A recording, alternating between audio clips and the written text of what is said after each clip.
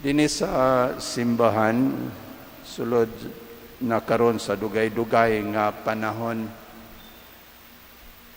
gisige nato og ampo ang Oratio Imperata alang sa pagtapos paghunong sa mga pangpatay sa atong syudad o sa tibuok probensya. Kini nga pagpangpatay may labod sa drogas, sa politika, o sa uban lain-lain nga mga hinungdan. Kining mga pagpangpatay nga nagpanghitabo buhat ni sa yawa. No? Ang yawa mo'y nagsugo, naghunghong sa tao aron maghimo og droga, magpayuhot ini og paggamit ini. Ang tuyo aron pagdaot sa iyang lawas og utok og pagguba sa iyahang kinabuhi og sa iyahang kaugmaon. Ang yawa mo'y nagsugo sa mga killers, siguro mga hired killers sa pagpatay og tao. Kaya ang yawa wala man ay konsensya, wala man na mo ila og tawhanon nga katungod, wala man na mo ila og bili sa kinabuhi. Kining mga yawa pareho ni sa mga yawa nga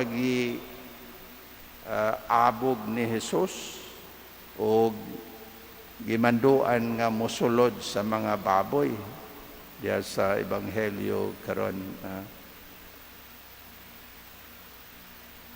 Mga igsoon, atong hibaw-an nga naay mga moderno nga mga yawa sa tuang panahon.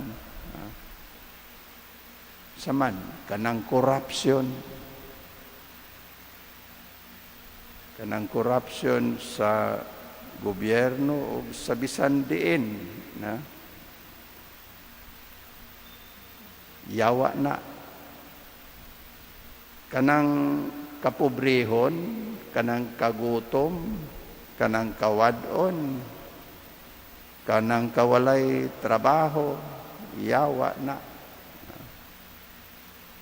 Kanang fake news, yawa na.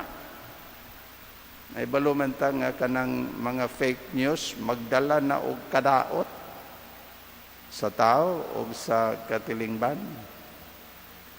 Yan. Ang yawa mo'y nagpasiog da ana. So kining tanan, immoralidad, kanang sakit, kining COVID-19, kaning pandemya, yawa na. Uguban pa, kanang magdala og kahasol, kagubot, diya sa katawhan, buhat na sa yawa. Kinimagun atong kahimtang karon, kaning kalibutan nga mo'y naghari ang kagubot o ang kabangis, kanang kapintas sa tao. Dili man gud ni unta mao ang plano sa Ginoo alang sa kalibutan. Dili man ni mao'y kahimtang sa sinugdanan. Kaning kagubot, kapintas, kadautan, iyahan ni nga buhat sa yawa. Ug mao kana nga duol kita sa Ginoo ba?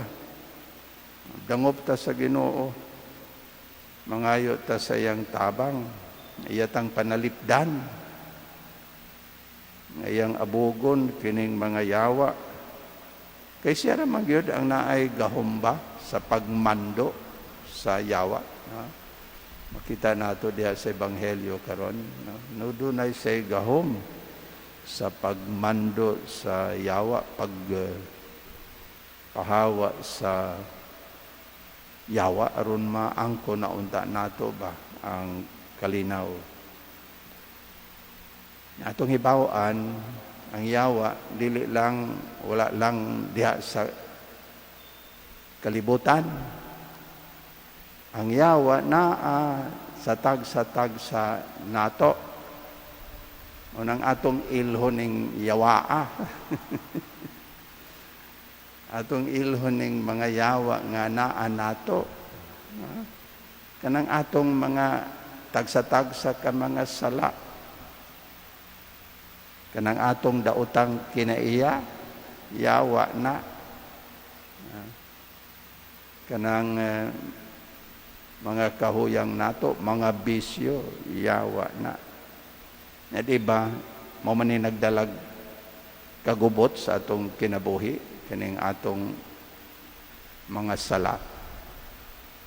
Mo man ni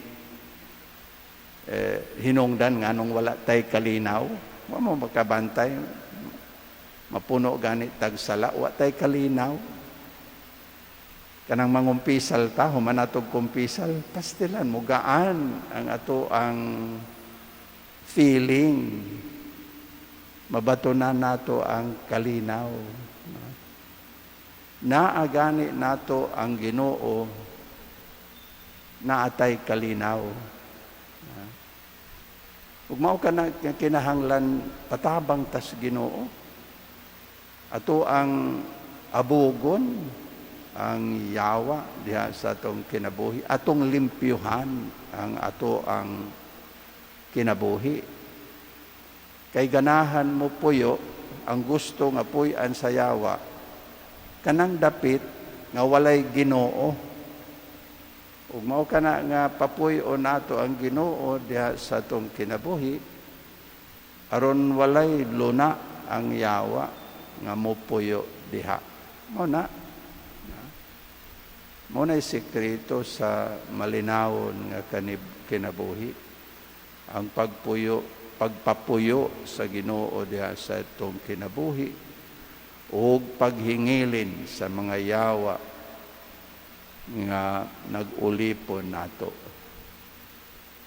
Amen.